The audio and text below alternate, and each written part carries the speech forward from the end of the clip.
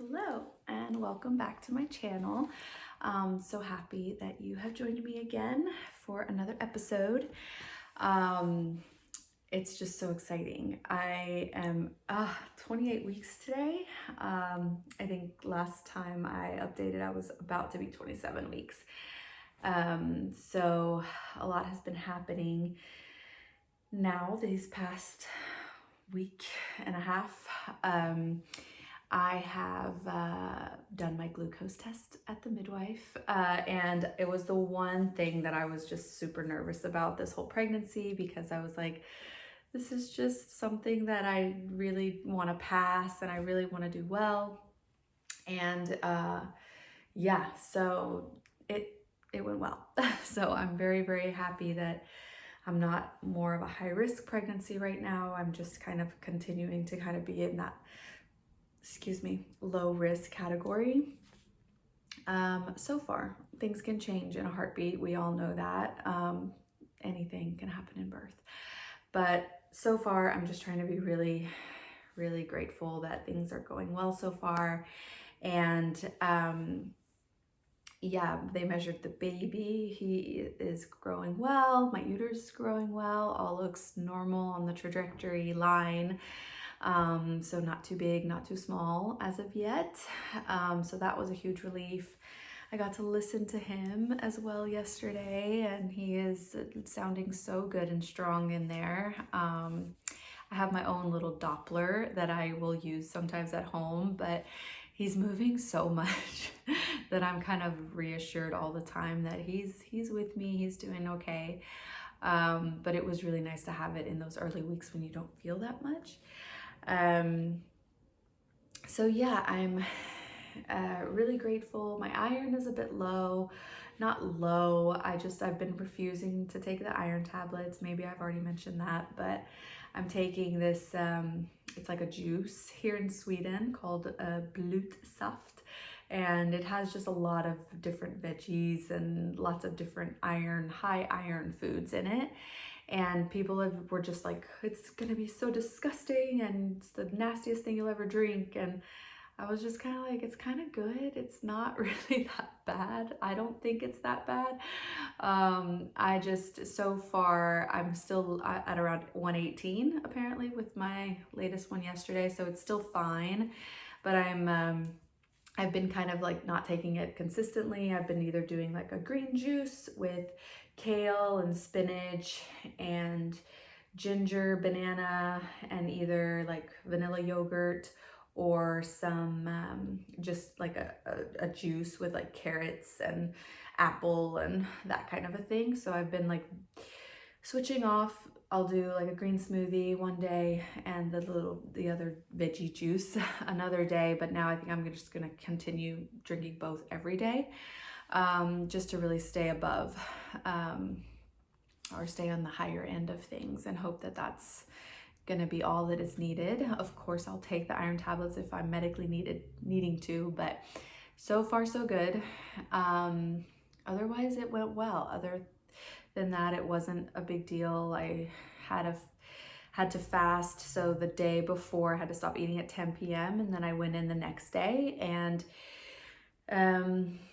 they took my sugar right away. It was like 4.3, 4.4, something like that. It was good. And then after 2 hours, she took it again, and it was 7.3 and 7.4, if I'm remembering correctly, but it was around there. So yeah, it wasn't a big deal. And I just brought my Birthing from Within book, and I just sat and read and listened to a podcast as well. So the time, it went by fast. Let's see. I was also going to kind of go into more of the kind of birth that I'm hoping for.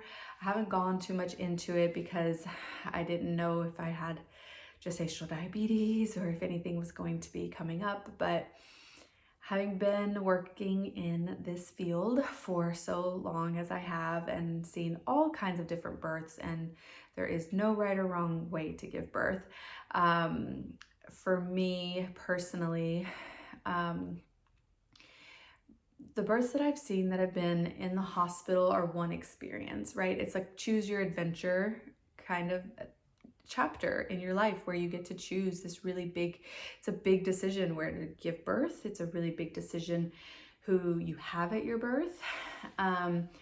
And knowing how the nervous system works, knowing how the hormones work, I just have been feeling really strongly that I want to have a home birth.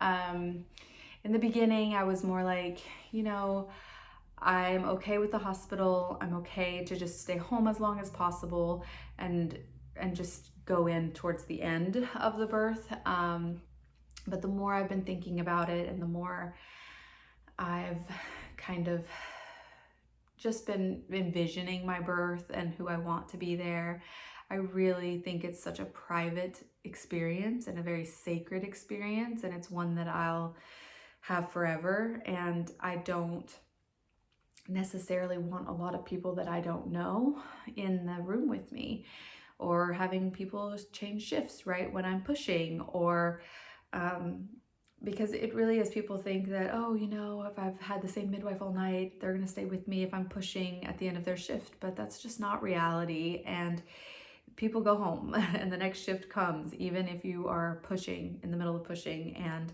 if you have an incredible midwife and everything, absolutely, it happens that they'll stay over shift, but it would be rare. And since I'm going to be living in a different city, won't know anybody, which is also okay. I feel like it's not the end of the world. I'm just feeling more and more that I want it to be really private, and I want it to be really just like me and my husband doing most of the things on our own. And I've talked to a really good coworker that I worked with very many years ago and also recently, and she's willing to come up to where we are going to be moving, which is an hour and a half away from here. So I totally would have understood if nobody that I knew would want to drive that far. But she's willing to do it. And I trained 2 nurses that I worked with in the postpartum ward last year around Christmas. I trained them to become doulas because they both want to be midwives. And I've always said the best midwives I've ever worked with have been doulas first.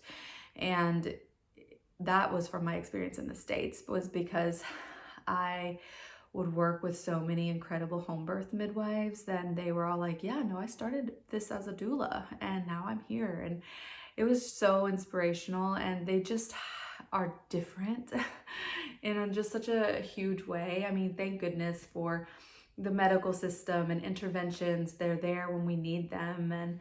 But I've just been really looking forward to seeing what my body can do. I want to feel everything. I want to know what that space in between life and death is like, which is, we're only there twice in our lives, and it's at birth and death.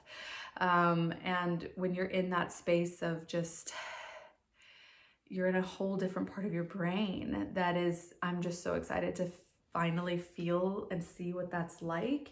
And I've been longing for that experience for a long time, and I know at home I can really access that in a way that I wouldn't be able to in the hospital because of different people coming in and out, and it's just not the same level of privacy that I would want. So far that's what my plan is that I really am hoping for a home birth, and we'll see if the stars align and that happens. And if not, the hospital's 10 minutes away, if even, like 5-minute drive away. So it's really close. And so that feels good too. Of course, in a big way, I have a huge respect for the medical system, and I know that they're there if we need them. But we've been doing births since the beginning of time. And I trust this process with every cell in my body. I trust this process. I trust my body. I trust my baby. And yes, complications can arise, but home birth midwives are trained professionals. They know how to take care of a bleeding. They know how to resuscitate babies. They know how to act in different emergency situations. It's really, they went also to medical school. And so yeah, they have IV fluids if I'm dehydrated, you know, they just have all the things you need in a birth, which isn't really that much, but they have those necessary medications on board always if something were to arise. And so I feel very confident with the people that I've asked to be with me on the day of. And, you know, I trust my husband more than anyone on this planet, but I also, I mean, as many births as I've made him watch and that he's seen, and how much education he has learned over the years from being married to a birth crazy person. He's never been in a room with someone giving birth before. He's never, I mean, he's a strength and conditioning coach. So of course he's like, I can see him being an awesome coach and everything, but I want him to really like be able to just enjoy the experience and not remember all the stuff, not remember like positions and different things. So I'm hoping that the team that I've decided, and the midwife and the doula nurse that I've asked to be with me, are going to be able to be there. So yeah, that's kind of where I'm landing right now. And we all know we can change our minds a million times, and that's okay. But right now, in this week where I'm at, that's really what I'm hoping for and what I'm aiming for. So I've listened to so many podcasts. So along with reading my book and doing my spinning babies and my walking and my strength training, I'm also listening to birth stories again, because I just think it's so powerful. So I am listening to positive birth stories again. I'm also listening to the not so positive ones because they also are teaching me a lot. And I've mentioned her before, my trainer, when I became a doula in 2017. Her name is Atoosa Benji, and she has started her own podcast. And I like went crazy when I saw it because she became a midwife. So pretty recently, she had been a doula for like, I don't know, 20 years. And then now she's a midwife, and it's in Los Angeles. And she, of course, has seen so many births and is just an incredible inspiration. So I have started listening to her podcast, which is called Mama Tusa, which is just adorable and so fitting to her and her personality. So she's had, all of her guests so far have been birth stories. So tonight I'm actually having my first like interview with an old client of mine who became a really dear friend in Portland, Oregon. And I'm going to really start my podcast now, because now I've been doing the vlogs and I'm going to continue doing the vlogs through pregnancy. I'm going to film my whole birth, no matter where it happens, where it takes place. I definitely want more birth movies, or I don't know, I just want more birth out there for people to see what physiological birth can be, and why, and really talk about why there's just so much, you know, so many opinions about where people give birth. And I really want to dive into that a lot more. But yeah, I'm really looking forward to this next chapter, starting to interview my previous clients and professionals, and just continue doing vlogs for you guys, because this is really my passion. And I know it's maybe not the most fun thing to see my face all the time, but I think that I've watched a lot of pregnancy vlogs and they really have helped me. So I'm hoping that these are helping you as well. And if not, that's okay. But also please reach out anytime with questions or anything. I always have my Instagram link below, my website, and you can always comment. I'm here for it all. All the feedback is excuse me, appreciated. So yeah, that's where I'm at this week. And yeah, I'm just in moving mode. So we are, you know, it is June 25th today, and we are moving on August 1st. So there's a lot to do this month. But my work every day is going to be a little bit of this, to really take time for this and creation. I will end just by showing you my 28-week belly, which is just wild that this is happening, but here he is. I'm feeling him a lot right here. So I think that's where he is. He's chilling there on the right side, and he's head down, said the midwife. So I was like, okay, he's head down, but he's not fixated, of course, in the pelvis yet, but he's definitely hanging out a lot on the right. So I'm trying to lay more on the left, trying never to lean back, really leaning forward. I have my ball that I'm sitting on now and then and just doing rotation and movement in my hips, and also doing a lot of that mobility at the gym when I'm doing my strength training as well. But yeah, I will talk to you all very soon again. I don't want to keep this too long, but yeah, please reach out if you have any questions at all ever.